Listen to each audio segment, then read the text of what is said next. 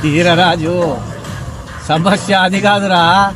మీ అన్నకు ఎంట పడేది దయ్యాలో భూతాలో కాదు, లంకె బింద. మీ అన్నకు పిలిచేది లంకె బింద. అరే తమ్ముడు, లంకె బిందెలు అంటారు. దాన్ని తీసే సమయం ఆసన్నమైందిరా ఇప్పుడు. పదరా పోదాం. స్వామి, లంకె బిందెలా? దాని విలువ ఎంత ఉండొచ్చు స్వామి? దాని విలువ చెప్పాలంటే